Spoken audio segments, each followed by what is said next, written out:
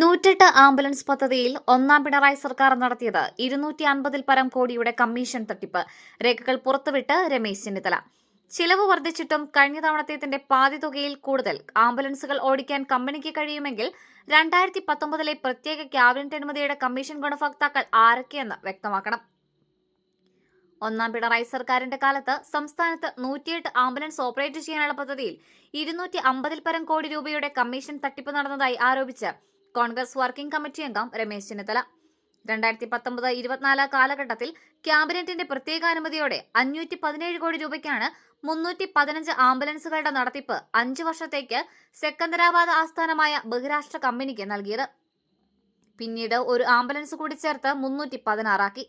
എന്നാൽ ഇത്തവണ 2025-30 കാലഘട്ടത്തിലേക്ക് 335 ആംബുലൻസുകളുടെ നടത്തിപ്പിന് ഇതേ കമ്പനി ടെൻഡർ ചെയ്തിരിക്കുന്നത് 293 കോടി രൂപ മാത്രം.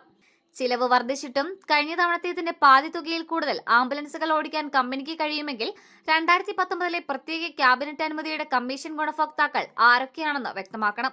മുഖ്യമന്ത്രിക്കും അന്നത്തെ ആരോഗ്യമന്ത്രിക്കും ഈ ഇടപാടിൽ പങ്കുണ്ട്. ഇത് സംബന്ധിച്ച രേഖകൾ പുറത്തുവിട്ട് രമേശ് ചെന്നിത്തല പറഞ്ഞു. തീവെട്ടിക്കൊള്ളയാണ് കഴിഞ്ഞ സർക്കാരിന്റെ കാലത്ത് നടന്നത്. സെക്കന്ദരാബാദ് ആസ്ഥാനമായ GVK EMRI എന്ന കമ്പനിക്കാണ് 2019 എല്ലാ മാനദണ്ഡങ്ങളും കാറ്റിൽ പറത്തി 2 ഇരട്ടി തുകയ്ക്ക് ക്യാബിനറ്റിന്റെ പ്രത്യേക അനുമതിയോടെ ഈ കരാർ നൽകിയത്. ബഹുരാഷ്ട്ര ഗ്രൂപ്പായ GVK ഗ്രൂപ്പിന്റെ ഭാഗമാണ് GVK EMRI. ആദ്യ ടെൻഡർ നൽകിയ 2 കമ്പനികളിൽ ഒന്നിനെ അയോഗ്യമാക്കിയ ശേഷം അത് ടെൻഡർ തന്നെ റദ്ദാക്കി. രണ്ടാമത് ക്ഷണിച്ച ടെൻഡറിൽ GVKയുമായിരുന്നു പങ്കെടുത്തത്. എന്നിട്ടും അവരുടെ ടെൻഡർ അംഗീകരിക്കാൻ പ്രത്യേക ക്യാബിനറ്റ് നടപടിയെടുത്തു. 2019 ആംബുലൻസ് നടത്തിപ്പിന് ടെൻഡർ കൊടുത്ത GVK EMRI രേഖപ്പെടുത്തിയ തുക യാതൊരു സ്ക്രൂട്ടനിയും കൂടാതെ ക്യാബിനറ്റിന് മുമ്പാകെ വെച്ച് പ്രത്യേക അനുമതി നൽകുകയായിരുന്നു. ടെൻഡർ മാനദണ്ഡങ്ങൾ കാറ്റിൽ പറത്തിയാണ് ഈ പ്രത്യേക അനുമതി നൽകിയത്.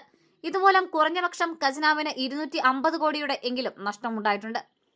ഇന്ധനവിലയിലും സ്പെയർ പാർട്സ് വിലയിലും 5 വർഷം മുമ്പത്തേക്കാൾ ഏതാണ്ട് 30% വർധനവും കൂടുതൽ ആംബുലൻസുകളും ഉണ്ടായിട്ടും കഴിഞ്ഞ വർഷത്തേക്കാൾ 43% തുക കുറച്ചാണ് ഇപ്പോൾ കോട്ട് ചെയ്തിരിക്കുന്നത്.